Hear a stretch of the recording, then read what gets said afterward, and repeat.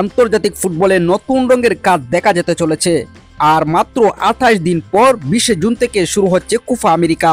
সেখানেই চালু হচ্ছে গোলাপি কার্ড। ফুটবলের আইন প্রণয়ন সংস্থা এই নতুন কার্ডের অনুমোদনও দিয়েছে। ফলে লিওনেল মেসিদের ম্যাচে এই কার্ড দেখা যেতে পারে। ফুটবলে শাস্তি দেওয়ার ক্ষেত্রে হলুদ এবং লাল কার্ড ব্যবহার করা হয়, কিন্তু গোলাপি কার্ডের সাহায্যেও কোনো ফুটবলারকে শাস্তি দেওয়া হচ্ছে না। এটি ফুটবলের পরিবর্তনের ক্ষেত্রে দেখানো হবে। অর্থাৎ যদি কোনো ফুটবলারকে গোলাপি রঙের কার্ড দেখানো হয়, তার মানে রেফারি ইঙ্গিত করবেন এই প্লেয়ারটিকে বদলি করা উচিত।